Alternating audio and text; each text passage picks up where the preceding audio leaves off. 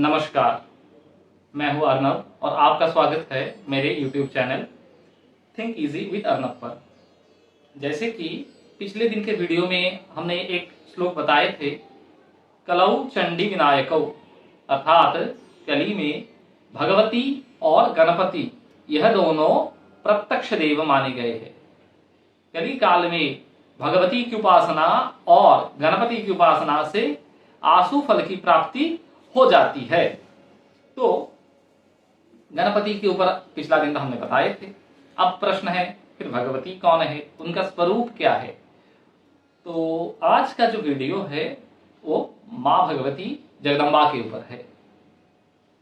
शुरू करने से पहले आप सबसे अनुरोध है कि हमारे पेज को सब्सक्राइब कर दे, लाइक और शेयर करके साथ बने रहे। गुरुर्ब्रह्मा गुरुर्विष्णु गुरुदेवो महेश्वरः, गुरुर्साक्षात् परब्रह्म तस्मै श्री गुरवे नमः। श्री गुरुभ्यो नमः। श्री महागणाधिपतये नमः। देव्यै सरस्वत्यै नमः। तो प्रथम प्रश्न है कि भगवती अर्थात शक्ति कौन है। तो हम लोगों को पहले यह समझना चाहिए कि जो हम पंचायतन बताए हैं, ये पंचायतन क्या है। अर्थात पंचायतन वो पंच महादेव है जो अथर्वशीर्ष में अथर्ववेद के अथर्वशीर्ष में जिन 5 विग्रहों का सगुण स्वरूप के बारे में बताया गया, वो ब्रह्म का साकार 5 प्रधान स्वरूप है। और किया क्या है, पिछला दिन भी हम बताए थे कि गणपति, सूर्य नारायण, विष्णु, शिव एवं भगवती शक्ति। तो इनमें से आज जो हम लोगों का चर्चा का विषय है वो है मां भगवती शक्ति, परम मां भगवती।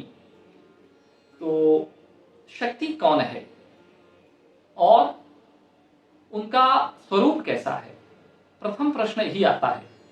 तो शक्ति जो है वह एक ऐसा तत्व है जो ब्रह्म के 5 स्वरूपों पर उनका प्रभाव विस्तार कर रहा है। कोई भी ऐसा स्वरूप नहीं जो शक्ति के प्रभाव से विमुक्त है। इसीलिए अथर्वशीर्ष में एक मंत्र आया है जिसमें कहा, इदम अथर्वशीर्षम जोधीते सा पंच अथर्वशीर्षम जप फलमाप्नोति ही। अर्थात देवी अथर्वशीर्षम को पाठ करने मात्र से 5 अथर्वशीर्ष का पाठ का फल प्राप्त हो जाता है। और ऐसा क्यों होता है, क्योंकि देवी भगवती ब्रह्म के बाकी जो 4 स्वरूप है, सगुण स्वरूप है, उनमें भी व्याप्त है। लेकिन अगर केवल भगवती का मूर्ति स्वरूप में ही हम लोग उसको विचार करें तो उनका स्वरूप कैसा है और संबंध क्या है बाकियों से। तो भगवती सभी देव का जननी है। समस्त देव, समस्त देवियां, समस्त सृष्टि जो कुछ भी है उन सबका एकमात्र जननी भगवती परम्बा ही है। जगत जननी परम्बा का बाकी देवों के साथ दूसरे संबंध भी है।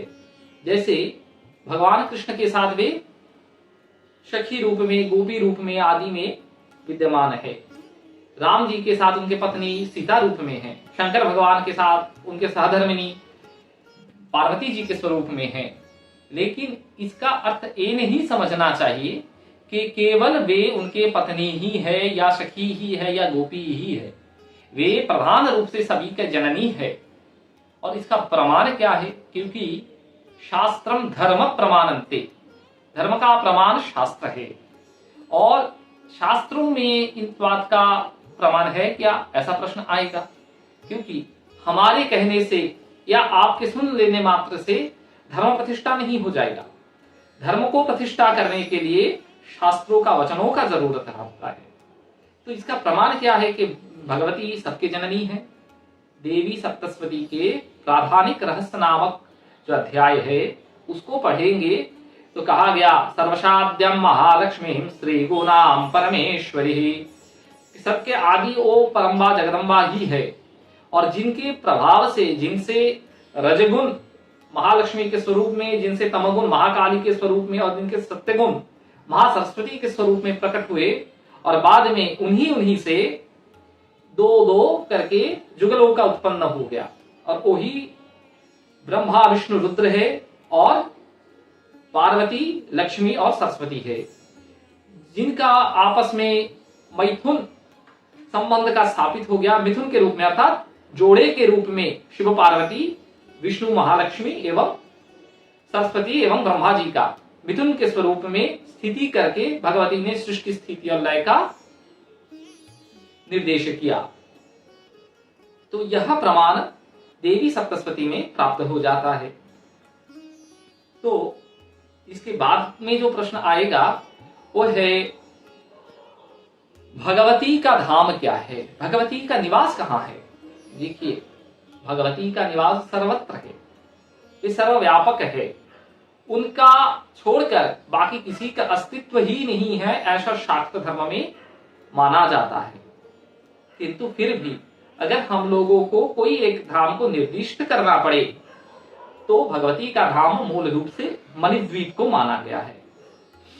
लेकिन कैलाश, वैकुंठ आदि, साकेतपुरी, पिछला दिन हम बताए थे गणपति का लोक है सानंद लोक, तो वे सानंद लोक, सूर्यमंडल आदि सर्वत्र ही भगवती का प्रभाव है। और क्यों है उसका प्रमाण भी देवी सप्तशती के 11वें अध्याय का 6ठा श्लोक में प्राप्त हो जाता है। विद्याम समस्त्याम स्तव देवी वेदा स्त्रियाम समस्त्यां शकलं जगतसु। तो वे सभी विद्याओं का स्वरूप है और सभी स्त्रियों में उनका ही व्याप्ति है। तो ऐसा नहीं समझना चाहिए कि केवल देवी ही शक्ति स्वरूपा है, ऐसा नहीं। कोई भी स्त्री मूर्ति हो वे शक्ति है, वो कोई भी हो, चाहे वो इंसान हो चाहे वो पशु हो, लेकिन उनमें भगवती का ही प्रकाश है, ऐसा शास्त्रों का निर्देश है। और दूसरा बात ये भी है कि शक्ति के बिना पुरुष का भी कोई अस्तित्व ही नहीं है।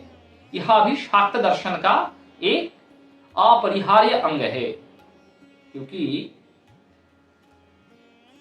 शक्ति के बिना शक्तिमान कैसा होता है, मृत समान होता है, मृत ही होता है। शक्ति नहीं होगा तो आप कुछ करने का लायक नहीं है।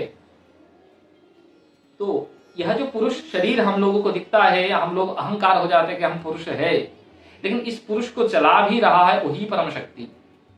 तो केवल स्त्रियों में ही शक्ति का प्रकाश है ऐसा भी नहीं मानना चाहिए। शक्ति भगवती का प्रकाश सर्वत्र है, चाहे वो पुरुष हो, चाहे वो स्त्री हो, चाहे वो जड़ हो, चाहे वो चेतन हो। तो भगवती का स्वरूप का प्रकाश सर्वत्र ही प्राप्त हो जाता है। अब इसके बाद एक प्रश्न आएगा कि पंचायतन जो हम बताए उसमें भगवती का कौन सा स्वरूप ग्राह्य है।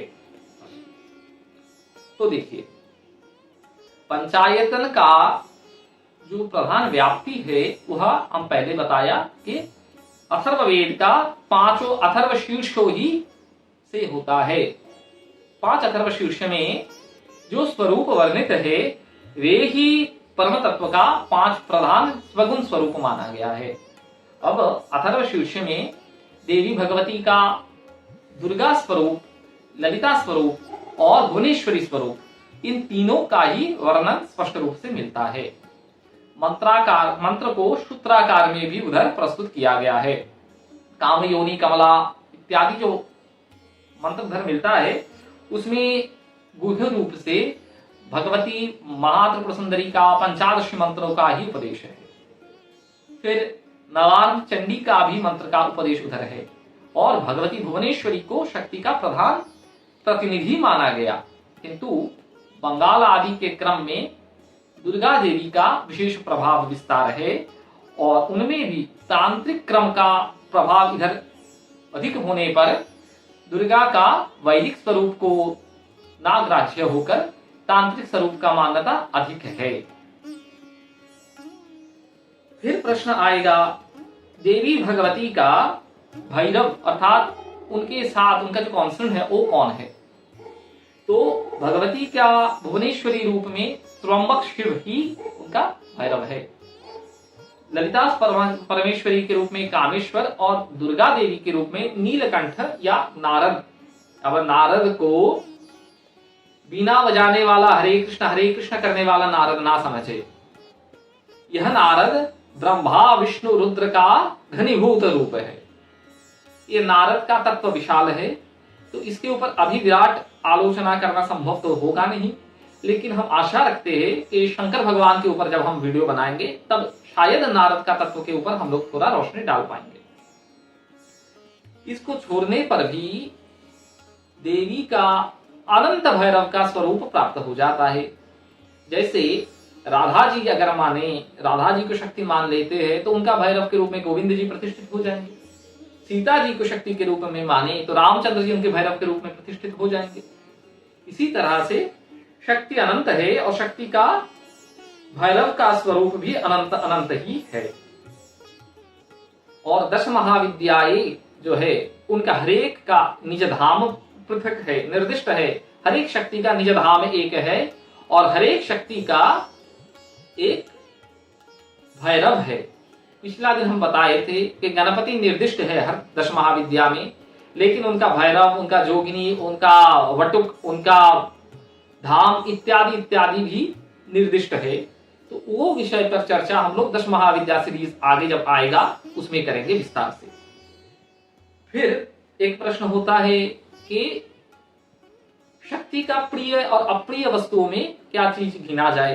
तो शक्ति के देखिए, हम पिछला दिन भी बताए थे कि परम तत्व का कुछ भी प्रिय व अप्रिय नहीं होता है, क्योंकि समस्त संसार में उन्हीं का व्याप्ति है। किंतु कर्मकांड की दृष्टि से अगर देखा जाए तो शक्ति के लिए लाल रंग का अति महत्व है। क्यों? क्योंकि लाल रंग शक्ति का प्रतीक है, बल का प्रतीक है, राजसिकता का प्रतीक है। और शक्ति का प्रिय वस्तुओं में रक्त पुष्प आते हैं, जैसे गुड़हल आदि लाल फूल जो होते हैं, गुड़हल, करवी आदि रक्त पुष्प देवी को प्रिय है। पद्मादि पुष्प भी भगवती को अत्यंत प्रिय है। और तांत्रिक मत में, तांत्रिक जो क्रम है उनमें 5 पुष्पों को देवी के लिए विशेष बताया गया। और वो 5 पुष्प क्या है? प्रथम है पद्म का पुष्प। पद्म का पुष्प को देवी का सिर माना गया, उनका मुखमंडल माना गया, पद्म का पुष्प। फिर गुड़हल का पुष्प, गुड़हल माने जबा कुसुमम, तो जबा कुसुम को देवी भगवती का स्तन के स्वरूप में माना गया। फिर आता है अपराजिता व विष्णुक्रांता का पुष्प, तो उसको देवी का योनि, करवी को लिंग। अब प्रश्न आ जाएगा, तुरंत ही प्रश्न कर देते हैं लोग, अरे देवी तो शक्ति है, भगवती है, फिर लिंग क्यों? क्योंकि वे ना पुरुष है ना प्रकृति है, तो उनको केवल स्त्री मूर्ति में मान लेना मूर्खता है। वे पुरुष और प्रकृति के भाव से ऊर्ध्व है। तो इसीलिए देवी के यंत्र पुष्पों में एक करवी लिंग पुष्प के रूप में आता है। और फिर तीसरा आता है द्रोण का पुष्प, जो भगवती का चरण माना गया है। और इन 5 पुष्पों को यंत्र पुष्प माना जाता है तांत्रिक परंपराओं में। अर्थात किसी अधर का अभाव हो जाए तो इन्हीं 5 पुष्पों में से कोई आपको मिल जाता है, तो उसी को देवी भगवती का स्वरूप में स्थापित करके आप पूजा कर सकते हैं। अब अधर का बात उठा तो फिर ये प्रश्न भी उठेगा कि पंचायतन में देवी का स्वरूप कैसा होगा। तो देवी का स्वरूप देखिए, इसको यह जो है यह देवी का शिला स्वरूप है, जिसको देख सकते होंगे आप लोग। ये देवी का शिला स्वरूप है, स्वयंभू स्वरूप है। तो पंचायतन का जो परंपरा चलता है उसमें स्वयंभू स्वरूपों का ही पूजा करने का विधान मिलता है। जैसे विष्णु जी के लिए भगवान शालिग्राम जी, शंकर भगवान के लिए नर्मदेश्वर या बानेश्वर जी, गणपति भगवान के लिए सोनभद्र जी, सूर्य नारायण के लिए सूर्य स्फटिक, और गणपति भगवान के लिए, देवी भगवती के लिए यह सोनभद्र सुवर्णमुखी देवी, सुवर्णमुखी शिला। तो तो सुवर्णमुखी का उत्पन्न होने का भी कहानी मिलता है हमको पुराणों में। और वो कहानी क्या है? कहानी ऐसा है कि भंडासुर नामक असुर के साथ देवी भगवती ललिता महात्रिपुर सुंदरी का घोर युद्ध चल रहा है। और उसी युद्ध में भगवती जी धरती पर अपने पैर जोर से पटकी, तो उनके पटकने से उनका नुपुर का एक हिस्सा टूट कर गिर गया एक नदी में। और वो नदी कौन सा था? वो दक्षिण भारत में स्थित आंध्र प्रदेश में एक नदी बहती है जिनका नाम है सुवर्ण रेखा। सुवर्ण रेखा नदी में मां भगवती का चरणों का नुपुर का एक हिस्सा गिर गया, एक कुछ टुकड़ा गिर गया, और उसी से यह स्वयंभू शिला का आविर्भाव है, ऐसा माना जाता है। बाकी पांचों जो ब्रह्म का जो पांचों स्वयंभू स्वरूप है उसके ऊपर हम लोग एक पंचायतन का उपासना क्रम के ऊपर वीडियो बनाने वाले हैं, तो उसमें विस्तार आलोचना करेंगे। तो जो हम लोग बात कर रहे थे कि देवी का प्रिय और अप्रिय वस्तु, तो पुष्प बता दिया। इसके अतिरिक्त बिल्व पत्र भी भगवती को अत्यंत प्रिय है। फिर एक तुलसी आता है, तुलसी जैसा ही पौधा आता है जिसको द्रोण कहा जाता है, वो भगवती को अत्यंत प्रिय है, द्रोण का पुष्प। इसके अतिरिक्त कुमकुम, हल्दी, रक्त चंदन, ये भी देवी को प्रिय है। फिर फलों में अनार, इक्षुकोदंड, नारियल इत्यादि भगवती महामाया को प्रिय माने गए हैं। अब देखिए, एक बात ऐसा है जो बोलना आजकल तो कंट्रोवर्सी में आ जाते हैं, और वो है बलि। तो शास्त्र वचन ऐसे देते हैं कि जैसे शंकर भगवान को अभिषेक प्रिय है, जैसे विष्णु को अर्चन प्रिय है, जैसे गणपति को मोदक प्रिय है, वैसे ही चंडिका बलि से प्रसन्न हो जाती है। तो बलि इसका अर्थ ये नहीं कि केवल बकरा को पकड़ के काट दो, केवल वही बलि नहीं है। हाँ, वो भी बलि है, लेकिन केवल उसी को बलि नहीं समझना चाहिए। फल को भी बलि के रूप में प्रस्तुत किया जा सकता है, खीर को भी बलि के रूप में प्रस्तुत किया जा सकता है, मिष्टान आदि का प्रभु प्रमाण उसको भी बलि के रूप में प्रस्तुत किया जा सकता है, नारियल को भी फोड़ना वो भी बलि के रूप में ही माना गया है, और पशु बलि, बकरा आदि का बलि भी बलि ही है। अब उसका निषेध के लिए कुछ लोग बोलते हैं कि नहीं नहीं, यह शास्त्रोक्त नहीं है। तो ऐसा नहीं, यह बिल्कुल शास्त्रोक्त है। अधिकारी जो भेद है उसके अनुसार जो सात्विक है वे सात्विक बलि करेगा, मिठाई आदि का बलि, खीर का बलि चढ़ाएगा देवी को। जो राजस है वो रजबलि करेगा, और उसमें राजसिक जो बलि है उसमें छेदन बलि प्रधान है। और देखिए, इसके लिए देवी भगवती ने ही स्वयं अपने श्रीमुख से देवी महात्मा सप्तशती चंडी के 12वें अध्याय के 10 श्लोक में स्पष्ट किए हैं। क्या बताया है मां भगवती ने? 10 श्लोक में मां भगवती ने कहा, बलि प्रदानी पूजायाम अग्नि कार्य महोत्सवे, अर्थात बलि प्रदान करके मेरी पूजा करो, अग्नि कार्य अर्थात यज्ञ आदि हवन आदि करके मुझको प्रसन्न करो, ऐसा मां भगवती ने निर्देश किया।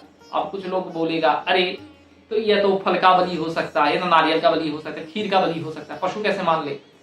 उसको स्पष्ट करने 20वें श्लोक में माँ ने पुनश्च कहा, पशु पुष्पम अर्घधूपैश्च, अर्थात माँ की पूजा का प्रधान उपचारों में पशु, पुष्प, धूप, अर्घ आदि है।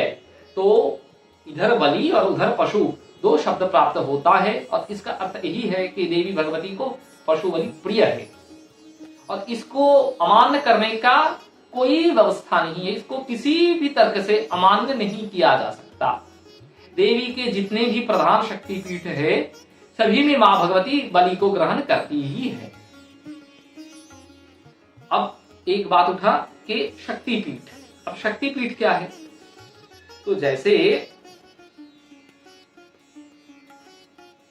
विष्णु जी का धाम गोलोक है, वृंदावन है, लेकिन उनका एक भू प्रतिनिधि भी है और वो है वृंदावन। फिर रामचंद्र भगवान का लोक साकेतपुरी है, लेकिन उसका भू प्रतिनिधि है अयोध्या धाम। जैसे शंकर भगवान का लोक कैलाश है, उसका भू प्रतिनिधि है मानस सरोवर कैलाश जो तिब्बत देश में है। वैसे ही मां भगवती का लोक मणिद्वीप है, लेकिन उनका भू प्रतिनिधि के रूप में कामरूप आदि पीठ को माना गया है।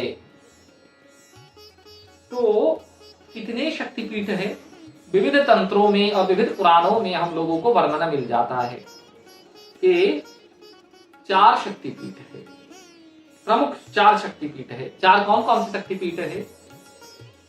एक है कामाख्या, दूसरा है काली घाट जो कलकत्ता स्थित है, जिसको हम कहते हैं ना जय काली कलकत्ते वाली। तो ये कलकत्ते वाली काली 4 प्रधान शक्तिपीठ में एक है। फिर आते हैं उड़ीसा स्थित जगन्नाथपुरी के माता विमला, और उड़ीसा ही में स्थित है माता तारा तारिणी।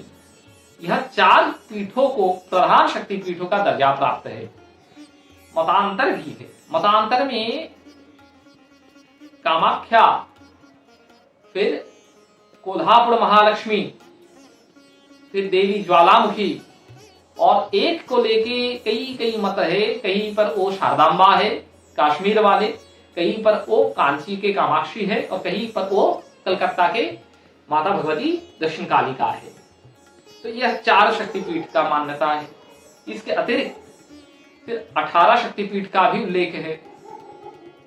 उनसे बढ़कर जाएंगे तो 51 शक्तिपीठ का उल्लेख आता है, फिर 52 शक्तिपीठ का उल्लेख आता है, और फिर सर्वप्रधान 108 शक्तिपीठ का उल्लेख आता है। तो पीठमालादि तंत्र में इन सभी का वर्णन है। देवी का स्वरूप, भैरव आदि का वर्णन उधर स्पष्ट है। तो देखिए, ये छोटा वीडियो है, इसके भीतर हमारे लिए सभी शक्तिपीठ का वर्णन इस प्रकार से करना संभव नहीं है। लेकिन आगे चलकर शक्तिपीठ के ऊपर अगर हम लोग वीडियो बनाते हैं, आप लोग साथ देते हैं तो बनाएंगे, अवश्य बनाएंगे। तो उसमें हम लोग हर एक शक्तिपीठ और उनमें स्थित भगवती का स्वरूप और भैरव आदि का स्वरूप का वर्णन करेंगे। लेकिन इनके अतिरिक्त भी एक चीज लोग भूल जाते हैं, और वो क्या है?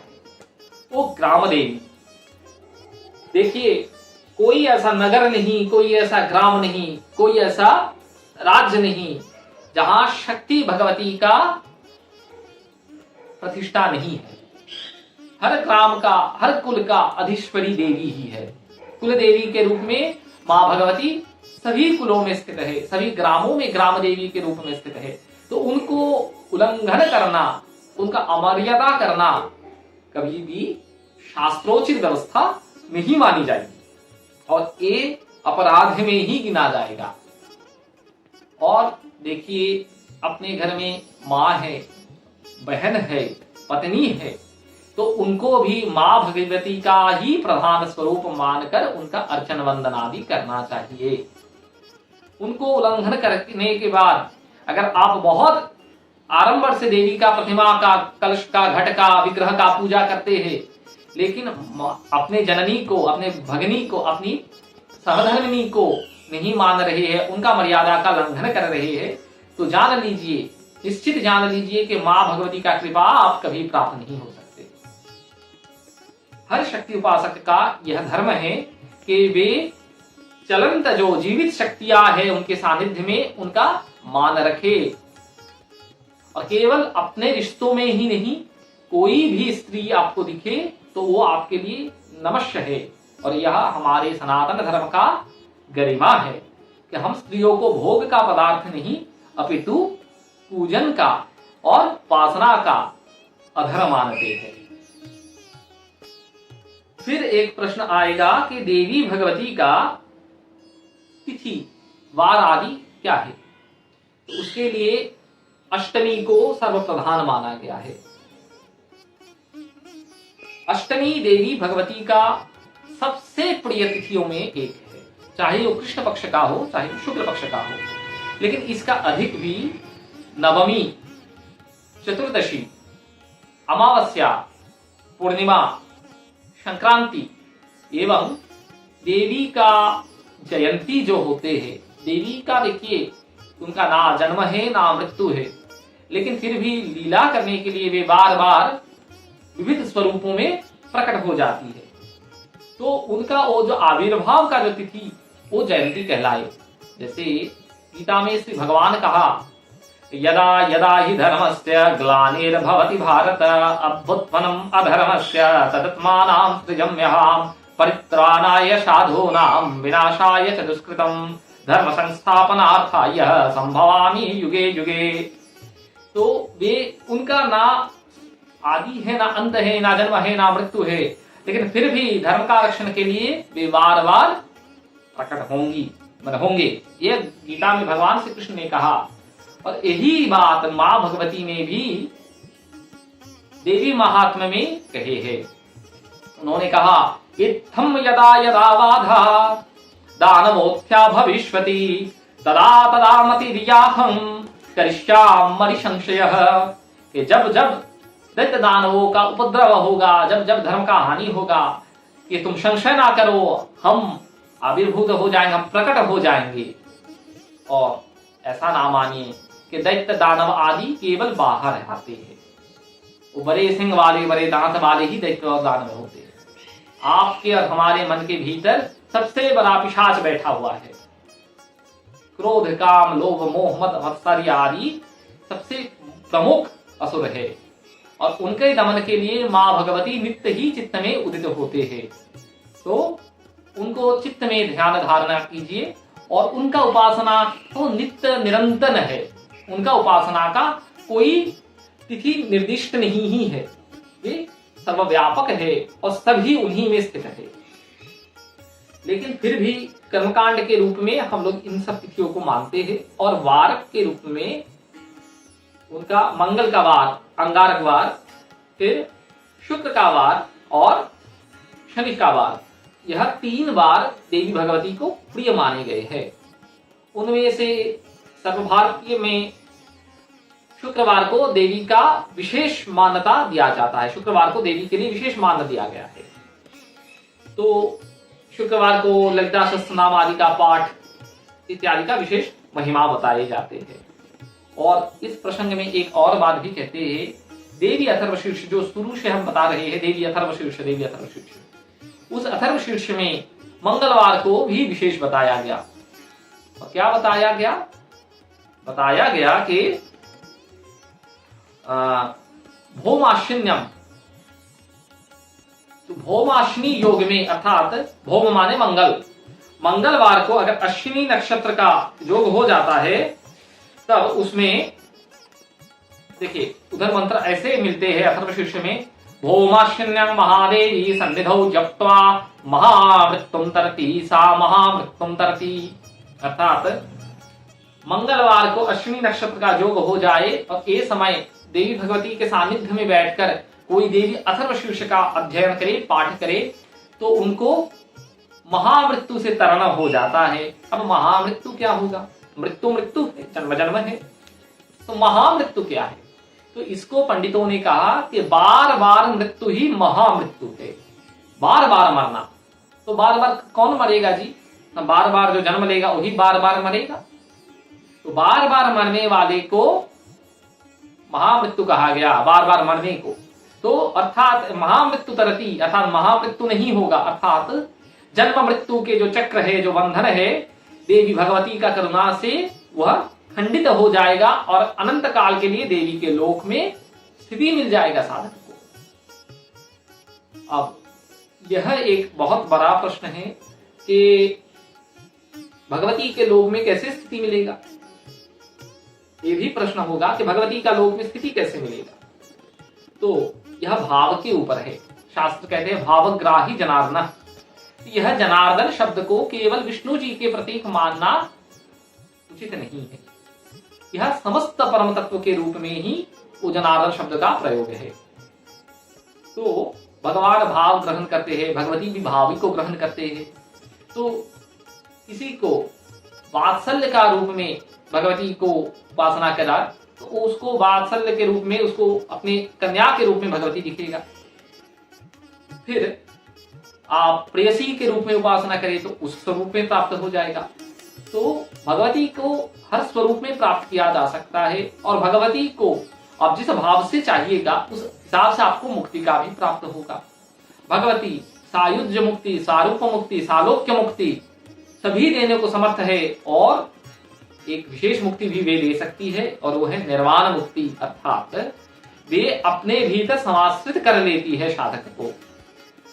साधक भगवती में लीन होकर अपने जो अपना भाव है, हम, यह भाव से मुक्त हो जाता है। और वो जैसे एक लोटा पानी समुद्र में डाल दीजिए, फिर उस एक लोटा पानी का अस्तित्व समाप्त हो जाता है, वह समुद्र ही है। और आप सहस्त्र कोशिश कर ले, फिर भी उस एक लोटा पानी को वापस नहीं निकाल सकते। इसी तरह से जो निर्वाण मुक्ति को प्राप्त होकर भगवती में लीन हो जाएगा, वो भगवती ही है। वो भगवती का लोक से कभी भी च्युत नहीं होगा। तो भगवती का स्वरूप अनंत है, भगवती का रूप अनंत है, उनका गुण अनंत है, उनके सभी लीलाएं अनंत अनंत है। लेकिन फिर भी कुछ प्रधान स्वरूप के बारे में हम लोग अपना दृष्टि आकर्षण करते हैं। जैसे भगवती का एक बहुत सुंदर स्वरूप है, और वह है ज्वाला दुर्गा या अग्नि दुर्गा के रूप में माने जाते हैं। और वो अष्टभुजी दुर्गा है।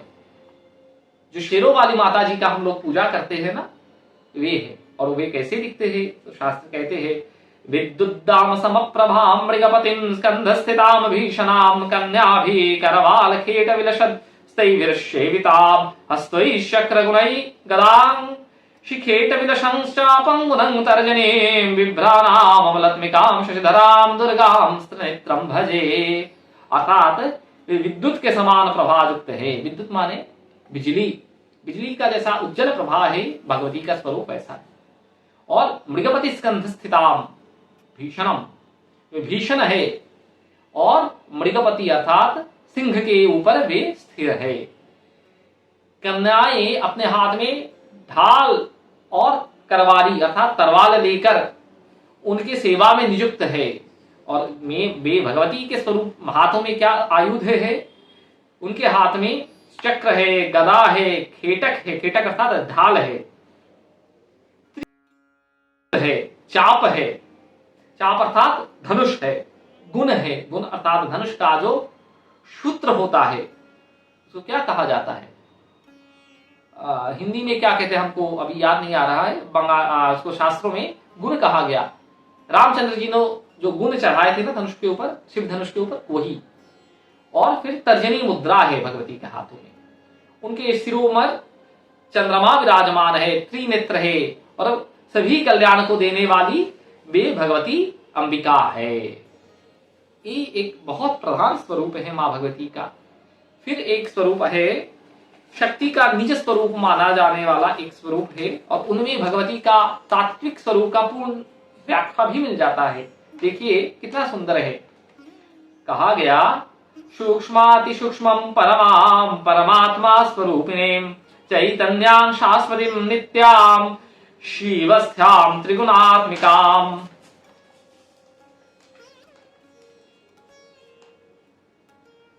बालार्क कोटि शंकाशां चंद्रकोटि निभाननां चतुर्भुजां त्रिनेत्रं च पाशवान धनुर्धरं पाशांकुशधरां दिव्यां सर्वाभरण भूषितं रक्तवस्त्र परिधानां तांबूल पुरिताननां स्तनदयांजुतां देवीं ताराहार विराजितं नूपुरादि कल्यौ शोभितौ चरणद्वयम् सर्वदेवमयी देवी सर्वमंत्रमयीं भजेत। अर्थात वे सूक्ष्माति सूक्ष्म है, वे परम तत्व है, वे चैतन्य है, वे शाश्वत है, वे शिव के हृदय में निवास करने वाली है।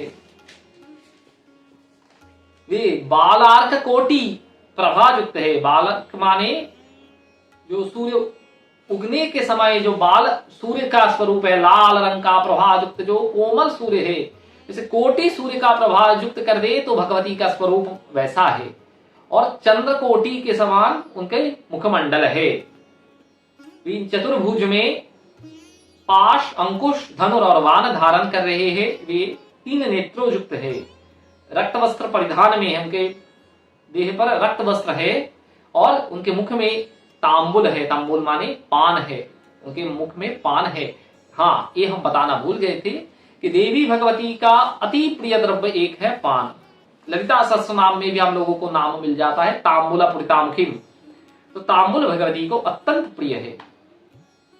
और वो भगवती तारा हार ताराहार अर्थात तारकादि का हार, तारकादि का हार पहने हैं, और सर्वदेवमयी देवी, समस्त देव उनके शरीर में ही निवास करने वाले हैं। सर्वदेवमयी देवी सर्वमंत्रमयी भजेत, वे ही सर्व मंत्र का आधार है। अब एक और प्रश्न भी आता है कि भगवती का वाहन क्या है और क्यों है। तो भगवती का वाहन सिंह है। सिंह को ही भगवती का प्रधान वाहन के रूप में माना गया है। वैसे तो विविध स्वरूप में भगवती विविध वाहनों को धारण करती ही है। बैल, ऊंट, बकरी, मुर्गा आदि बहुत स्वरूप उनके वाहन है। अष्टशक्ति के रूप में हंस, मोर आदि भी उनके वाहन माने गए हैं, लेकिन प्रधान रूप से शक्ति का वाहन सिंह को ही माना गया। अब इतना पशु रहते सिंह को क्यों माना गया? क्योंकि सिंह जो है वो राजा का प्रतीक होता है, राजसिकता का प्रतीक होता है, वे शक्ति का प्रतीक होता है। तो देखिए, देवी भगवती परम सात्विक है और सिंह राजसिक है, शक्ति है, समर्थ है। तो अगर शत्रुगुण के अधीन होकर रजस को रखा जाए, रजगुण अगर शक्तगुण के अधीन हो जाए, उसके साथ बन जाए, तो क्या हो जाएगा? तमगुण का निधन हो जाएगा। अर्थात असुरी जो शक्तियां है वो तमगुण के स्वरूप है, और उनको निधन करने के लिए सप्तगुण और रजगुण का एकीकृत होना, एकीभूत होना आवश्यक है। यह एक प्रधान कारण है। और एक दूसरा कारण भी ऐसा है, पंडित लोग कहते हैं कि सिंह जो है वो हिंसा का भी प्रतीक है, हिंस्र है, भयंकर है। तो शक्ति के उपासक लोग जो होते हैं वे बाहर से वैसे होते हैं, क्रोधी और बहुत उग्र होते हैं। तो यह उनका स्वरूप नहीं है, यह दिखावटी है। यह दिखावटी स्वरूप है उनका बाहर वाला। और भीतर वाला स्वरूप कैसा है? तो भीतर वाला स्वरूप निर्लिप्त है। और वो कैसा? वो वैसा, सिंह को देखिएगा, सिंह और बाघ में एक प्रधान अंतर है। आप जानते हैं सिंह को अगर भूख नहीं लगा, उसको क्षुधा नहीं है, तो उसके सामने से कोई भी चला जाए, उसके सामने कोई बैठा रहे, उसको कुछ नहीं करेगा। वो चुपचाप आराम से अपने हिसाब से बैठा रहेगा। वो तभी शिकार करेगा, तभी हमला करेगा जब उसको भूख लगेगा, या फिर उसका परिवार को कोई हमला कर दिया, कोई परेशान कर रहा है, तभी वो हमला करेगा, नहीं तो वो नहीं करेगा, वो शांत बैठा रहेगा। लेकिन बाघ वैसा नहीं है। बाघ को भूख लगे ना लगे, एक बकरा जाता हुआ दिख लिया तो उसको मार देगा। उसको पहले मार तो दे, फिर बाद में देखा जाएगा। ये बाघ का स्वभाव है। तो सिंह का स्वभाव ऐसा है कि वो बिना प्रयोजन का अपना शक्ति का प्रदर्शन नहीं करता है। तो शक्ति साधकों को वैसा होना चाहिए। वो बलवान तो होगा, समर्थ तो होगा, लेकिन अहेतु की वो किसी के ऊपर उस बल का प्रयोग नहीं करेगा। लेकिन धर्म के ऊपर हानि होता हुआ दिखेगा तो उसको किसी को छोड़ेगा भी नहीं। तो यह शक्ति उपासकों का विशेषता है। तो ये मां भगवती का निर्देश है। लेकिन महाविद्यादि के रूप में जब भगवती का उपासना होगा तब सर्वत्र ही उनका वाहन शव ही है। शव रूप शिव के ऊपर ही वो सदा ही विराजमान है। और इसका कारण है कि जब शक्ति का उपासक निर्लिप्त का अवस्था में पहुंच जाएगा, उपासना करते करते उसका चित्त इतना शोधित हो जाए कि निर्लिप्त भाव में पहुंच जाए, तब वो स्वयं ही स्वरूप में स्थिर हो जाते हैं। और जब वो वैसा हो जाएगा तब भगवती उनके हृदय पर स्थिर आसन होकर बैठ जाएंगे, अर्थात उनके हृदय पे स्थिर निवास करने लगेंगे। तो जिनके हृदय में मां भगवती स्थिर निवास करते हैं वो सांसारिक विषयों पे मुर्दा जैसा है, उससे कुछ फर्क नहीं पड़ता। तो देखिए, मां भगवती का स्वरूप अनंत है, कथा अनंत है, लीला रूप गुण आदि अनंत अनंत है। तो एक मुख से हम मूर्ख आदमी के आप ही व्याख्या करें। शास्त्र कहते हैं अनंत मुख से रुद्रादि उनका व्याख्यान करने में सामर्थ्य नहीं है। तो आगे हम कितना ही बता पाएंगे। तो आज का वीडियो यही तक है। आगे हम लोग दुर्गा सप्तशती के ऊपर एक विस्तार वीडियो बनाएंगे जिसमें दुर्गा सप्तशती का पूर्ण त्रयोदश अध्याय का विवरण, व्याख्यान और तात्विक जो विषय है उनके ऊपर हम लोग चर्चा में लाएंगे। तब तक के लिए आप सभी से विदा लेते हैं। नमो नारायण।